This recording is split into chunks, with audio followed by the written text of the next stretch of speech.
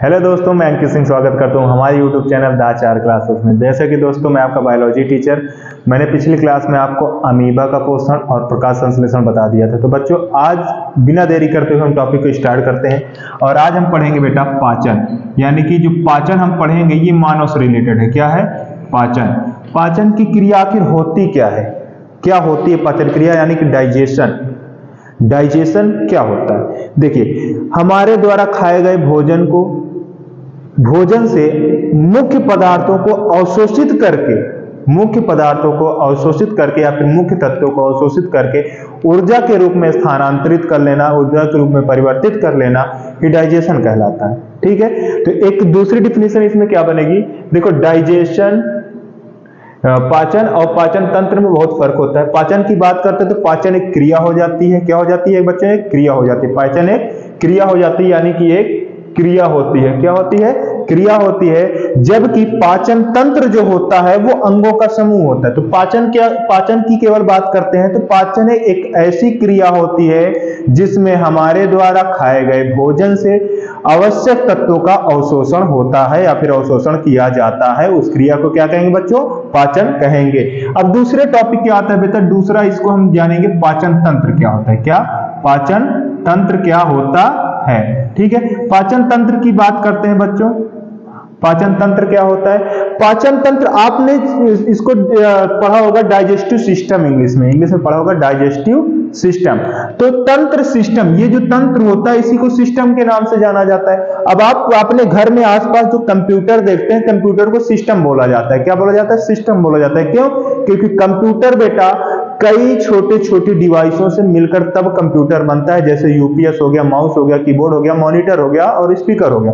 इन सभी से मिलाकर कंप्यूटर का निर्माण होता है, इसलिए उसको सामूहिक रूप से क्या बोलेंगे? सिस्टम बोलेंगे। तो उसी प्रकार पाचन क्रिया में भाग लेने वाले, क्या? पाचन क्रिया में भाग लेने वाले अंगों के समूहों को, क्या? अंगों के समूहों को ही क्या कहेंगे? पाचन तंत्र कहेंगे। क्या कहेंगे बच्चों? पाचन तंत्र कहेंगे। ठीक है, पाचन क्रिया में भाग लेने वाले अंगों के समूह को क्या कहेंगे? पाचन तंत्र कहेंगे। ठीक है बच्चों, तो अब इन पाचन तंत्र में आता क्या क्या है समझते हैं। पाचन तंत्र में सबसे पहले आपका आता है बेटा मुख आता है। ठीक है, मुख के बाद क्या आएगा? मुख के बाद आएगा आहार नाल। क्या आएगा? आहार नाल आएगा। ठीक है, आहार नाल के बाद बेटा आपका आएगा आमाशय। क्या आएगा? आमाशय। आमाशय के बाद आपका आएगा यकृत। क्या आएगा? यकृत आएगा। यकृत के साथ साथ आपका आ जाएगा पित्ताशय आ जाएगा, लेकिन हम लोग पढ़ेंगे यहाँ अग्नाशय। अग्नाशय। ठीक है, क्या पढ़ेंगे? अग्नाशय पढ़ेंगे। अग्नाशय। अग्नाशय के बाद आपका आएगी छोटी आंत। क्या आएगी बच्चों? छोटी आंत आएगी। ठीक है, उसके बाद आएगी आपकी बड़ी आंत। छोटी आंत और बड़ी आंत आएगी। ठीक है बच्चों, तो हमको इतनी चीजों के बारे में पढ़ना है। मुख के बारे में पढ़ना, आहार नाल के बारे में पढ़ना, आमाशय और यकृत, अग्नाशय, छोटी आंत, बड़ी आंत। यकृत के साथ साथ आपको एक चीज और पढ़ना पड़ेगा बेटा, पित्ताशय। क्या पढ़ना पड़ेगा? पित्ताशय। क्या पढ़ना पड़ेगा बच्चों? पित्ताशय। अब बेटा इसका हम फिगर बनाते हैं। फिगर कैसे बनाएंगे? देखिए, आपसे पूछ सकता है कि पाचन तंत्र का सचित्र वर्णन करिए, तो देखिए एकदम लॉजिकली और बहुत ही सिंपल फिगर बनाना सिखाते हैं आज आपको। देखिए, इसको ऐसे करना है, इसको ऐसे खींचना है, फिर इसको ऐसे बढ़ा देना है। ठीक है, तो ये बच्चों हो जाएगा आपका आमाशय। क्या हो जाएगा? आमाशय। क्या कहलाएगा? आमाशय कहलाएगा। ठीक है, और ये आपकी हो जाएगी छोटी आंत। क्या हो जाएगी बच्चों? छोटी आंत। ठीक है, इसको थोड़ा सा और बढ़िया से बनाइएगा प्रॉपर तरीके से। ये हो जाएगी आपकी छोटी आंत। ठीक है, अब यहीं पे बेटा आपका उपस्थित होता है लीवर। ठीक है, और लीवर के यहाँ नीचे पाया जाता है पित्ताशय, जिसे गाल ब्लैडर कहते हैं। ठीक है, और इसके नीचे यहाँ पे एक ग्रंथि पाई जाती है जिसे हम लोग कहते हैं अग्नाशय। क्या कहते हैं? अग्नाशय कहते हैं। क्या कहते हैं बच्चों? अग्नाशय कहते हैं। ठीक है, अग्नाशय कहते हैं। ये वाले भाग को हम मुख मानेंगे। क्या कहेंगे? मुख कहेंगे। ठीक है, और ये होगी आहार नाल आपकी। क्या होगी? आहार नाल होती है। ठीक है, क्या होती है बच्चों? आहार नाल होती है। ठीक, उसके बाद ये आपका होता है यकृत। क्या होता है? यकृत होता है बच्चों। ठीक, यकृत होता है ये। और ये चीज जो होता है, ये जो यहाँ से धब्बा बना हुआ है ब्लैक कलर का, ये होता है पित्ताशय। क्या होता है बच्चों? पित्ताशय। ठीक है। और ये होती है छोटी आंत। क्या होगी? छोटी आंत होगी। छोटी आंत होगी बच्चों। अब देखिए, छोटी आंत के साथ साथ हमको बड़ी आंत भी बनाना है। ठीक है। बड़ी आंत कुछ ऐसी बनेगी।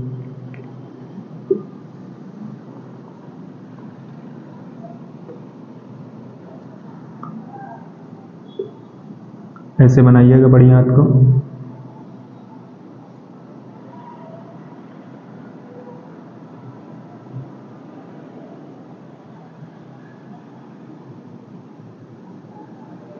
ये कहलाएगा गूदा द्वार और ये कहलाएगी गूदा। ठीक है बच्चों, ये कहलाएगी आपकी बड़ी आंत। क्या कहलाएगी? बड़ी आंत कहलाएगी। ठीक है।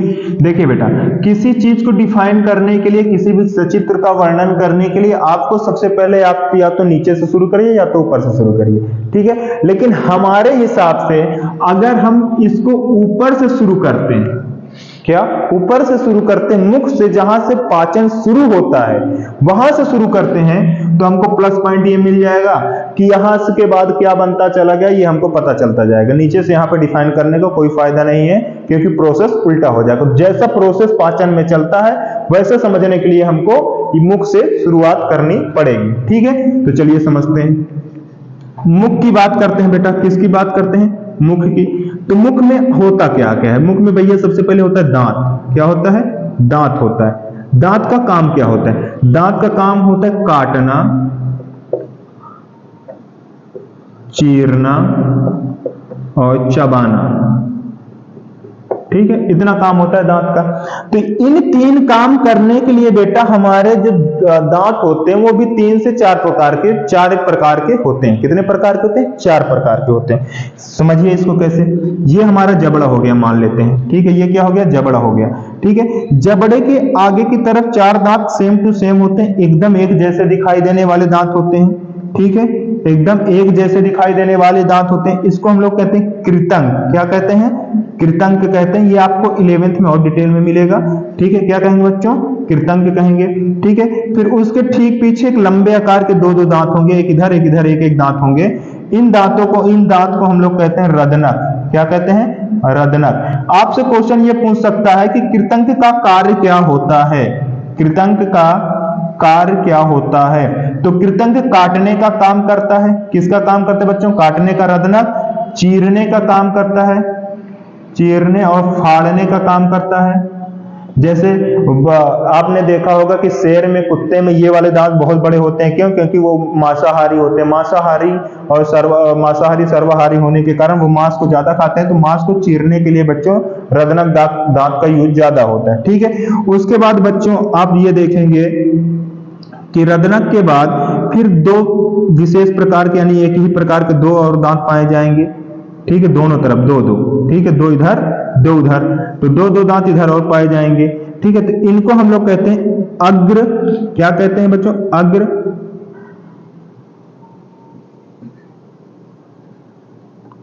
अग्र चौरणक। ठीक है। और उसके बाद फिर हम देखेंगे कि 3 प्रकार के और 3 दांत और पाए जाएंगे इस जबड़े में, और इस जबड़े में 3 दांत और पाए जाएंगे चबाने वाले। ठीक है। क्या पाए जाएंगे? 3 दांत और चबाने वाले पाए जाएंगे। तो ये दांत भी चबाने का कार्य करता है, ये तीनों दांत भी चबाने का कार्य करते हैं। तो इसको कहेंगे चर्वणक केवल। क्या कहेंगे? चर्वणक। ठीक है। अग्रचर्वक का मतलब जो चर्वक के आगे पाए जाने वाले 2 दांतों का समूह अग्रचर्वक कहलाता है, और पीछे पाए जाने वाले 3 दांतों का समूह चर्वक कहलाता है। ये इन दोनों का काम होता है बेटा चबाना। क्या होता है? चबाना। ठीक है। चबाना होता है। ये क्या काम करते हैं बच्चों? ये चबाने का काम करते हैं। भोजन को चबाने का काम करते हैं। इनका काम होता है। ठीक है। तो आपको ये समझ में आया कि जबड़े में कितने दांत होते हैं। नीचे के जबड़े में ये 4 आगे वाले कृतंक कहलाएंगे। फिर बगल वाला नोकीला दांत, बगल वाला रदनक कहलाएगा। फिर उसके बाद 2 दांत होंगे, उनको अग्रचर्वक कहेंगे। फिर उसके बाद 3 दांतों का समूह पाया जाएगा दोनों तरफ, इसको चर्वक कहेंगे। ठीक है, याद रहेगा। उसके बाद बच्चों हम लोग ये समझते हैं कि एक दांत फार्मूला होता है, दांत का सूत्र होता है। क्या होता है? दांत का सूत्र होता है। ये जो सूत्र होता है बच्चों, ये कैसे बनता है ये समझिए। यहाँ पे कृतंक की संख्या कितनी हो गई? 1 2 3 4। कितनी हो गई? 1 2 3 4, 4 हो गई ना। तो इस जबड़े को पहले 20 से अलग कर दो, 20 से अलग करेंगे। उसके बाद हम देखेंगे 2 कृतंक इधर हो गया, 2 उधर, तो एक साइड का पहले गिनेंगे। इधर कितने कृतंक हुए? 2 हुए। उसके बाद कौन आएगा? रदनक। रदनक की संख्या कितनी है? 1 हुई। फिर उसके बाद अग्र चणवक की संख्या कितनी है? 2 है। फिर चणवक की संख्या एक जबड़े आधे जबड़े में कितनी है? 3 है। तो ये हो जाएगा 21 23। उसके बाद फिर बटे में लिखेंगे 21 23। ठीक है, इसी को हम बटे में लिख देंगे तो ये कहलाएगा दांत का फार्मूला। क्यों? क्योंकि इन दोनों को जैसे ही आप जोड़ेंगे तो आपको 16 प्राप्त होगा। क्या प्राप्त होगा? 16। 16 के दांत नीचे वाले जबड़े में और 16 दांत ऊपर वाले जबड़े में। टोटल दांतों की संख्या कितनी हो जाएगी बच्चों? 32 हो जाएगी। ठीक है, तो ये हो जाएगा हमारे मुख का भाग। ठीक है, समझ में आया कि मुख में क्या होता है, कैसे होता है। उसके बाद बच्चों हम लोग शुरू करते हैं। दांत के अलावा मुख में और क्या पाई जाती है? लार पाई जाती है। क्या पाई जाती है? लार पाई जाती है। देखिए, लार में पाए जाते हैं एंजाइम। क्या पाए जाते हैं बच्चों? एंजाइम पाए जाते हैं। ठीक है, ठीक है, एंजाइम पाए जाते हैं। एंजाइम कौन कौन से पाए जाते हैं? Lipase enzyme, sorry lysozyme enzyme, lysozyme enzyme और टाइलिन एंजाइम। ठीक है, ये एंजाइम पाए जाते हैं। लाइसोजाइम एंजाइम का नाम आप सुनने को बहुत मिलेगा आपको। क्यों? ये पूछा भी जाता है। लाइसोजाइम एंजाइम बेटा मानव शरीर में पाया जाने वाला, यानी कि मानव के लार में जो लार होती है, लार में पाया जाने वाला एक ऐसा एंजाइम होता है जो कीटाणुनाशक भी होता है। इसलिए इससे ज्यादा क्वेश्चन पूछे जाते हैं कि कौन सा ऐसा एंजाइम है जो लार में पाया जाता है और वह कीटाणुओं को नाश करता है। कीटाणु को नाश करने वाला एंजाइम जो लार में पाया जाता है उसको क्या कहते हैं? लाइसोजाइम एंजाइम कहते हैं। ठीक है, याद रहेगा। उसके बाद बच्चों चलिए, ठीक है, जिसको लिखना होगा वो नोट कर लेगा, इसको मिटा रहे हैं। ठीक है, उसके बाद देखिए हमने मुख के बारे में जान लिया कि मुख में क्या क्या होता है। ठीक है, मुख में हमने खाना खाया, खाना खाने के बाद भोजन के टुकड़े हुए, भोजन टुकड़े में आया, टुकड़े में आते आते वो आहार नाल के पास आया। कहां आया? आहार नाल के पास। आहार नाल को कैसे डिफाइन करेंगे? आहार नाल क्या होती है आपसे पूछ लिया तो कैसे डिफाइन करेंगे? आहार नाल पाचन तंत्र का या फिर मुख से लेकर अमाशय तक पाई जाने वाली एक नलिका रूपी संरचना होती है। किस कैसी होती है बेटा? नलिका रूपी संरचना होती है जिसके द्वारा जो भोजन होता है मुख से अमाशय में पहुंचता है। ठीक है, नलिका रूपी संरचना होती है जिसके द्वारा भोजन मुख से अमाशय में पहुंचता है। ठीक है, अब अमाशय को डिफाइन करते हैं। अमाशय को डिफाइन करने के लिए अमाशय को अलग से बना लेते हैं, थोड़ा सा बड़ा बनाएंगे। ठीक है, अमाशय को थोड़ा सा बनाते हैं। देखिए, अमाशय की जो दीवार होती है बेटा, अमाशय की जो दीवार होती है, अमाशय की आंतरिक दीवार में श्लेष्मा की परत पाई जाती है। क्या पाई जाती है? श्लेष्मा की परत पाई जाती है। क्या पाई जाती है बच्चों? श्लेष्मा की परत पाई जाती है। ये जो श्लेष्मा की परत होती है इसका काम क्या होता है बेटा? ये जो इसमें पाया जाता है HCl। क्या पाया जाता है? HCl पाया जाता है। अमाशय में HCl पाया जाता है, आपको हमेशा सुनने को मिलेगा, पढ़ने को मिलेगा। ठीक है, अमाशय में पाया जाता है HCl। और ये जो श्लेष्मा की परत होती है, ये अमाशय की जो दीवार में जब ये परत बनाती है तो ये जो HCl होता है बच्चों, ये अमाशय की पेशीय दीवार तक नहीं पहुंच पाता, यानी कि अमाशय की पेशी तक नहीं पहुंच पाता, जिससे अमाशय की दीवार को कोई क्षति नहीं पहुंचती है। अब ये पेशी दीवार यानी कि हानिकारक क्यों है? आपको पता है बच्चों की HCl जो होता है वो एक हार्ड एसिड होता है, हार्ड एसिड होता है। तो इसमें होता क्या है, जो एसिड होता है वो हमारे स्किन को जला देता है। अगर हम अपनी स्किन में उसको डालेंगे तो वो उसको जला देगा। तो स्किन में जला देता है।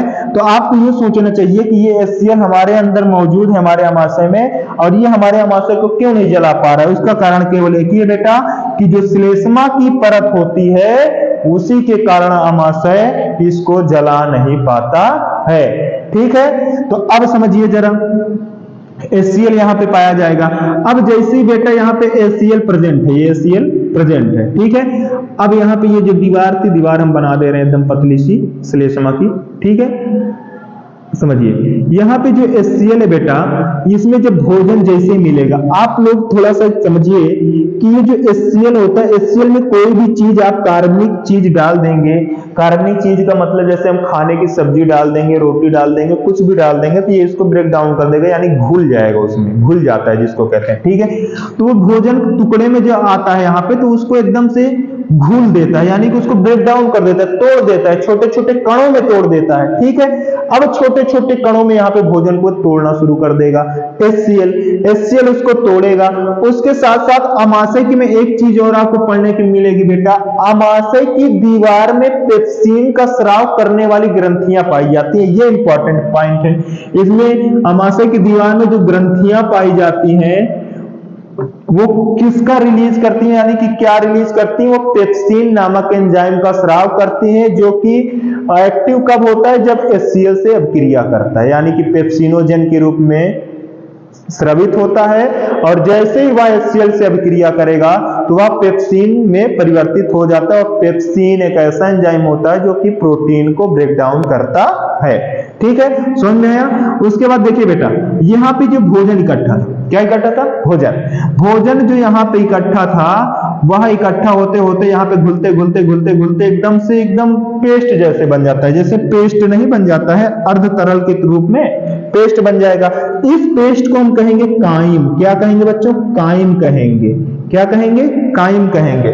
यानी कि अमाशय में जब भोजन आ जाता है तो और सरल टुकड़ों में टूट जाता है और छोटे कणों में टूट जाता है, उसके बाद वह एक अर्ध तरल या फिर पेस्ट के रूप में परिवर्तित हो जाता है, और उस पेस्ट को हम कहते हैं काइम, क्या कहते हैं बच्चों, काइम कहते हैं। अब ये धीरे धीरे बेटा आगे बढ़ेगा, धीरे धीरे आगे बढ़ेगा तो होगा क्या कि ये जो अग्नाशय है, ये जो अग्नाशय बेटा, अग्नाशयी जूस का स्राव होगा, यानी कि अग्नाशयी रस का स्राव होगा, किसका स्राव होगा, अग्नाशयी रस का स्राव होगा।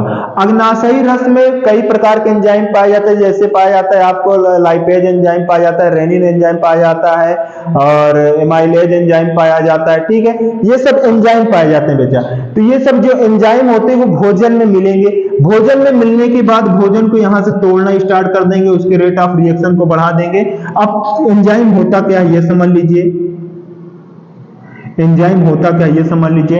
एंजाइम शब्द क्या है, एंजाइम जो है, जो हम एंजाइम बोल देते हैं, एंजाइम है क्या, तो ये चीज आपको जानना जरूरी कि एंजाइम होता क्या है। एंजाइम क्या होता है बेटा, एंजाइम एक उत्प्रेरक होता है, क्या होता है, उत्प्रेरक होता है, क्या होता है बच्चों, उत्प्रेरक होता है।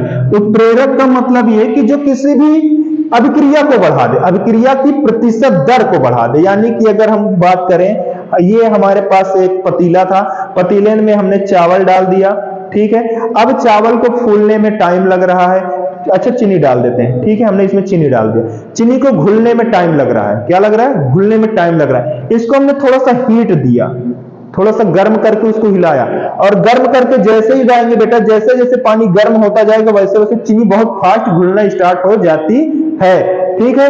तो ये हुआ क्या कि अगर चीनी को 15 मिनट में घुलना था तो चीनी यहाँ 7 मिनट में अगर घुल गई है, 15 मिनट की जगह पे 7 मिनट में घुल गई है, इसका मतलब ये हुआ कि अभिक्रिया की दर बढ़ी है, यानी कि जो अभिक्रिया हो रही थी, जो क्रिया हो रही थी, उसकी दर बढ़ गई और वो थोड़ा सा जल्दी हो गई, ठीक है। यही चीज कहलाता है प्रतिशत दर का बढ़ना, यानी कि अभिक्रिया की दर का बढ़ना। और कौन कार्य करता है, ये उत्प्रेरक ऐसा कार्य करता है। तो पाचन में एंजाइम का काम क्या होता है, पाचन में एंजाइम जो होता है बेटा, वह रेट ऑफ रिएक्शन, यानी कि पाचन की अभिक्रिया दर को बढ़ाने वाले तथ्य को ही एंजाइम कहते हैं। क्या कहते हैं, पाचन क्रिया के प्रतिशत दर को, यानी कि अभिक्रिया दर को बढ़ाने वाले तत्व को ही क्या कहते हैं, एंजाइम कहते हैं, ठीक है, याद रहेगा। उसके बाद ये धीरे धीरे आगे आएगा। तो लीवर का काम आपको पता है, बाइल जूस का स्राव करना, इसमें जो भी फैट वगैरह होगा उसको अवशोषित करेगा और बाइल जूस को यहाँ पे इकट्ठा करता चला जाएगा, ठीक है। फिर ये धीरे धीरे भोजन आगे बढ़ा हुआ है छोटी आंत में, कहा है बच्चों, छोटी आंत में आए। छोटी आंत में ये जो हम बना रहे हैं, ये जो आकृति हम बना रहे हैं, इसको कहते हैं विलाई, यानी कि रसांकुर कहते हैं। क्या कहते हैं, रसांकुर कहते हैं, हिंदी में रसांकुर कहते हैं, इंग्लिश में विलाई कहेंगे, ठीक है। ये जो पाया जाता है बेटा, तो इसको ऐसे समझते हैं, अगर किसी पाइप में आप ऐसे और ऐसे बना दे तो ये ब्रेकर का काम करता है। कैसे काम करता है, ब्रेकर, और यहां से ये तरंग के रूप में ही पानी निकल सकता है या कोई भी पदार्थ या फिर हवा भी तरंग के रूप में ही निकलेगी। ठीक है, तो ये छोटी आंत में पाया जाता है, इसी को कहते हैं रसांकुर। क्या कहते हैं? रसांकुर कहते हैं। क्या कहते हैं बच्चों? रसांकुर कहते हैं। रसांकुर का कार्य क्या होता है? अब देखिए, जैसे जैसे नॉलेज बढ़ता जा रहा है वैसे वैसे इसके बारे में और आगे आगे खोज होती जा रही है, यानी कि डीपली और हम लोग चलते चले जा रहे हैं। ठीक है, यानी कि जितना हम लोग आगे बढ़ेंगे उतना डीपली पढ़ते चले जाएंगे। रसांकुर का काम क्या होता है? आप ये देख रहे हैं कि ये थोड़ा सा ब्रेकर की तरह नहीं काम कर रहा है। कैसे काम कर रहा है? ब्रेकर की तरह काम कर रहा है, यानी कि पहले यहाँ है, थोड़ा रुके, फिर यहाँ गए, फिर रुके, फिर यहाँ गए, फिर रुके, इस प्रकार का काम कर रहा है। तो अब बेटा ये समझिए जरा, भोजन यहां से चला और ऐसे ऐसे होके होके जाता है तो भोजन को लगता है टाइम। क्या लगता है? टाइम। ऐसे होके गुजरने में भोजन को क्या लगता है? टाइम लगता है। अब भोजन को ऐसे होके गुजरने में टाइम लगता है तो आपको पता होगा कि छोटी आंत में ही भोजन के आवश्यक तत्वों का अवशोषण होता है। यानी कि जितनी भी ठोस वस्तुएं हम लोग खाते हैं उनका अवशोषण कहां हो रहा है? छोटी आंत में हो रहा है। ठीक है, कार्बोहाइड्रेट, फैट, प्रोटीन वगैरह इनका सबका अवशोषण कहां हो रहा है? तो छोटी आंत में हो जा रहा है। तो होता क्या है बेटा कि यहां से ये गुजरता है तो ये जो रसांकुर होते हैं, रसांकुर में पाई जाती है छोटी छोटी केशिकाएं, एकदम छोटी छोटी। ठीक है, ये केशिकाएं क्या करती हैं बच्चों?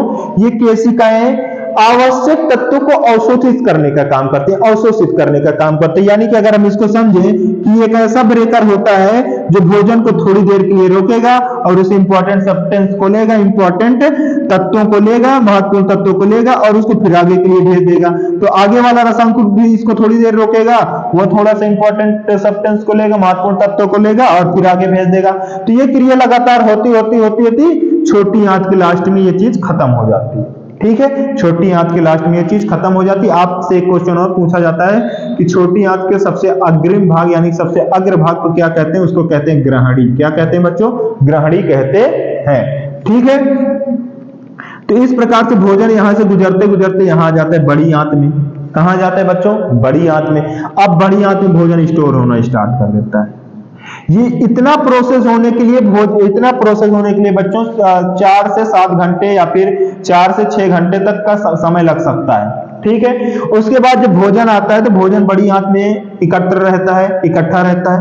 भोजन बड़ी आंत में इकट्ठा रहेगा तो भोजन बड़ी आंत में जब इकट्ठा रहेगा तो हमको पानी की आवश्यकता पड़ेगी। क्यों? क्योंकि भोजन इतने छोटे छोटे टुकड़ों में पड़ जाता है कि उसको पाचन के लिए पानी की आवश्यकता चाहिए होगी, यानी पानी का छिड़काव उस पर होता रहना चाहिए, नहीं तो अगर वो सूख जाएगा तो बड़ी आंत में जम जाएगा। बड़ी आंत में जम जाने का मतलब आपको पता है कि ब्लॉक हो जाना। जब ब्लॉक हो जाएगी तो ना आपको भूख लगेगी और ना ही आप शौच कर पाएंगे। ठीक है, तो ये क्रिया है। तो यहाँ पे इसको पानी की आवश्यकता पड़ेगी, तो पानी यहाँ पे ये पिएंगे तो ये गीला रहेगा और जैसे ही अब उत्सर्जन की क्रिया आएगी वैसे ही ये गुदा में एकत्र हो जाएगा और गुदा द्वार के द्वारा बाहर चला जाता है। अब एक खास बात बेटा, जितने भी ठोस पदार्थ हम लोग खाएंगे उनका पाचन कहाँ होता है? उनका पाचन होता है छोटी आंत में। और जितने ही तरल पदार्थ हम लोग पीते हैं, क्या करते हैं बेटा?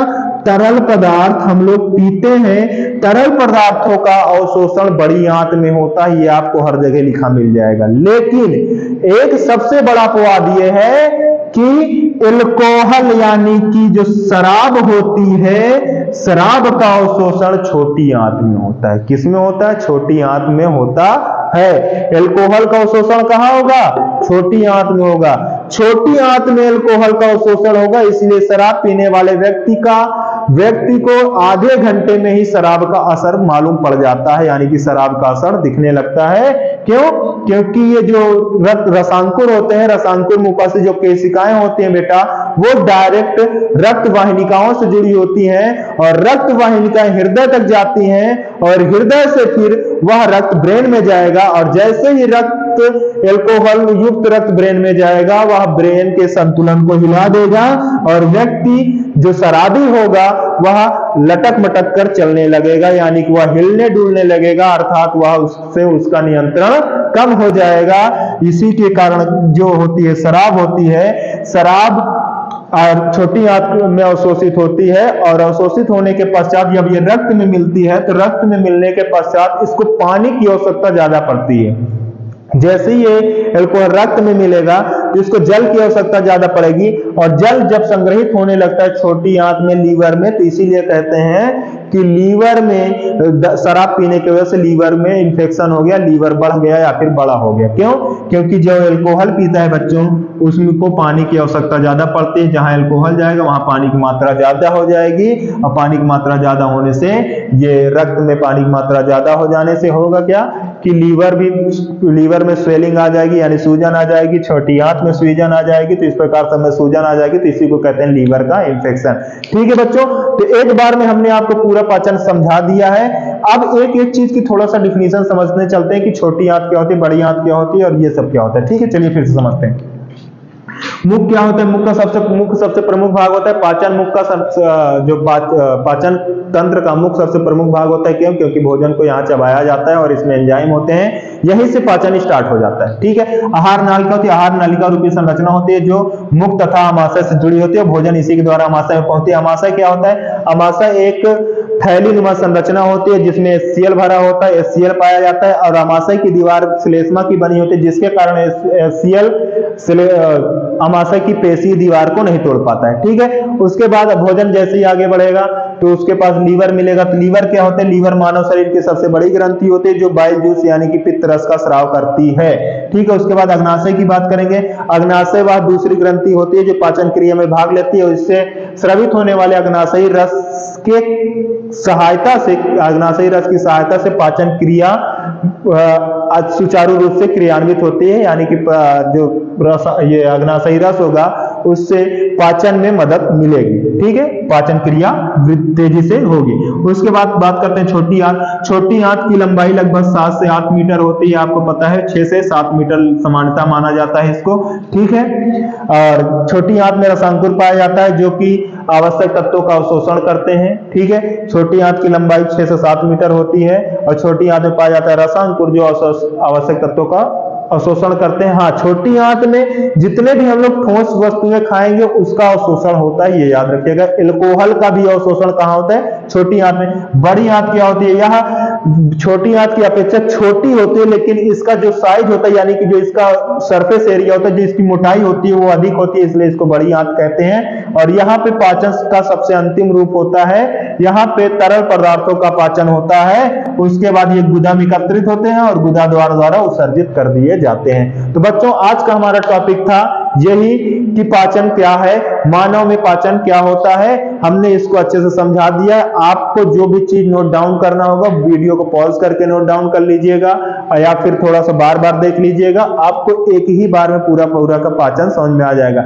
हाँ बच्चों, अगर वीडियो आपको अच्छी लगी हो तो वीडियो को लाइक करिएगा, और अपने जितने भी सहपाठी दोस्त हैं जो भी पढ़ना चाहते हैं उनको ये जो लिंक है उसको शेयर कर दीजिएगा, और सब्सक्राइब जरूर कर दीजिएगा अगर आप चैनल पे नए हैं तो। ठीक है। नमस्कार।